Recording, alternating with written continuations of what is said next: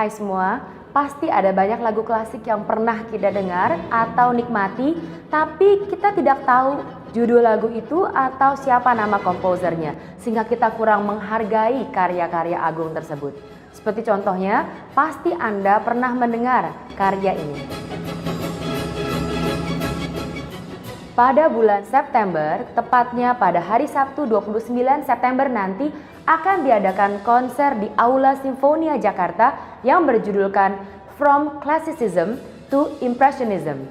Mari kita berbincang-bincang sejenak dengan Dr. Billy Kristanto yang adalah konduktor di konser tersebut untuk lebih mengerti tentang karya-karya agung yang akan ditampilkan nanti.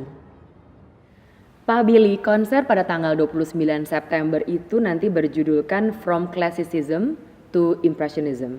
Dan untuk telinga orang awam ini terdengar agak dalam gitu. Jadi bisa nggak tolong dijelaskan sedikit background dari judul ini?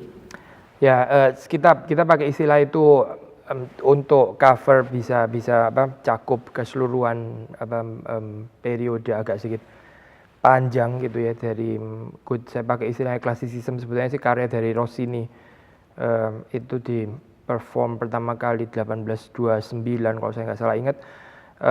Sebetulnya sudah mulai masuk ke periode romantik, tapi tetap pakai istilah classicism karena dia as a composer, sebagai komponis dia boleh dibilang masuk di dalam style klasik, sangat highly influenced by orang-orang seperti Mozart gitu.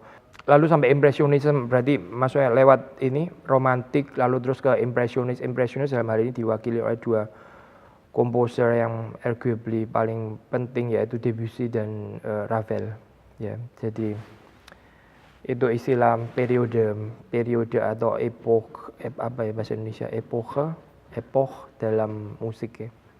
Karena kita lagi berbicara tentang lagu dan musik-musik klasik, dibandingkan negara di Eropa, kita bisa bilang bahwa musik klasik itu sepertinya kurang populer di antara orang-orang Indonesia. Nah, bagaimana menurut Pak Billy sendiri dalam hal ini?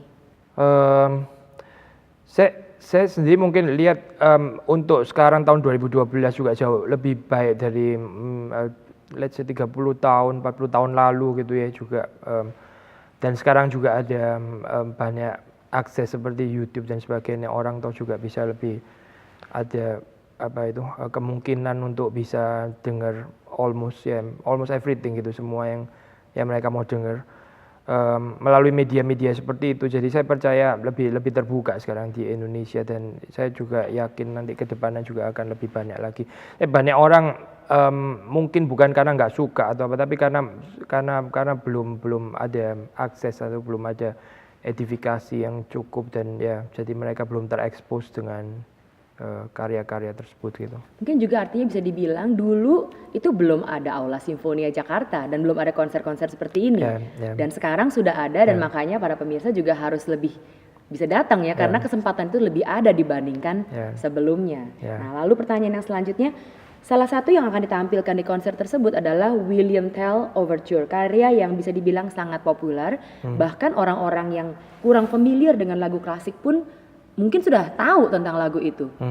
Bagaimana yang bisa dibagikan? Ya, ini terutama terkenal karena ada banyak film-film, termasuk film kartun Symphony Hour 1942. Ada satu adegan yang pakai musik tersebut gitu di dalamnya. Tapi juga Lone Ranger dan beberapa yang lain lagi gitu. Jadi orang terekspos dengan karya tersebut melalui mungkin film-film itu gitu. Jadi satu melodi yang sangat populer sih gitu ya. Jadi kalau misalnya dibilang seseorang yang tidak pernah terlalu familiar dengan musik klasik, lagu-lagu atau mood seperti apa yang mereka bisa expect untuk datang dan dengar pada saat mereka datang ke konser tanggal 29 September nanti? Kita coba kali ini untuk merangkum acaranya itu agak proporsional gitu ya. Saya percaya juga, maksudnya seperti yang ditanyakan tadi kan, sebagian memang kita mesti mengatakan ada lagu yang katakanlah dalam dan perlu mendengar berapa kali untuk bisa dicerna dan sebagainya gitu kan ya, karya yang benar-benar ini sulit gitu. Tapi ada beberapa karya yang easy listening, seperti kayak William Tell Overture yang pertama, lalu Clair de Lune dari Debussy itu juga sangat populer gitu.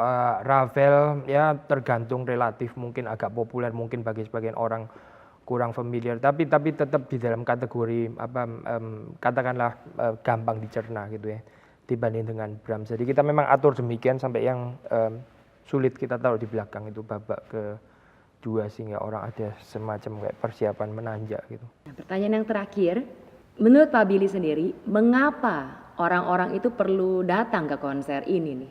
Ya, saya jawab mungkin general ya. Jadi konsep seringkali kalau kita di mungkin konteks Indonesia, mungkin juga bahkan Jakarta masih dilihat sebagai satu kebutuhan yang terlalu di atas tertier gitu. Jadi kebutuhan yang bukan kebutuhan primer, pasti bukan gitu.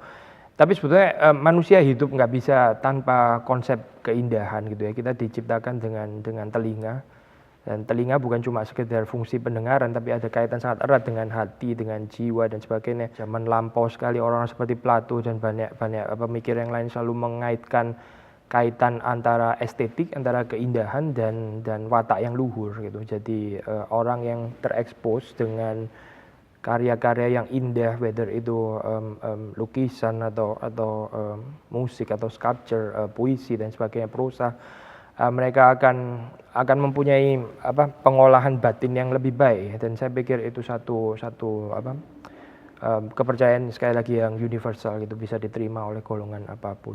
Kalau begitu bisa juga dibilang artinya membawa anak-anak remaja dan itu untuk mengekspos mereka dengan musik-musik seperti ini pun akan lebih membuka wawasan mereka. Ya, membuka wawasan dan juga membuat selera mereka menjadi selera yang lebih baik gitu, karena ada juga musik-musik yang cenderung destruktif dan sebagainya yang membawa kepada sikap yang menuju kepada kekerasan dan seterusnya gitu. Tapi musik-musik yang baik, yang bukan cuma sekedar menyenangkan perasaan saja, tapi juga ada kandungan rasionalitas, logik dan sebagainya di dalamnya, itu sangat baik dan sangat konstruktif. Dan artinya dalam konser tanggal 29 nanti bisa dibilang kandungan-kandungan seperti itu pasti akan bisa dinikmati oleh setiap yang hadir. Ya, pasti. Apalagi kalau pemirsa juga bisa mengikuti teksnya, terutama di dalam karya yang terakhir. Jadi kita mulai babak pertama dengan musik instrumental, lalu babak kedua kan ini musik sakral ya. Jadi itu ada teks, lalu ada terjemahan. Kita berharap penonton juga bisa ikut mencerna, bukan hanya menikmati musiknya, tapi juga teks yang ada di dalamnya gitu. Ya. Terima kasih buat waktunya, dan kita juga berharap bisa banyak yang bisa hadir dan menikmati konser tanggal 29 September nanti. Terima kasih Pak Billy. Ya, terima kasih.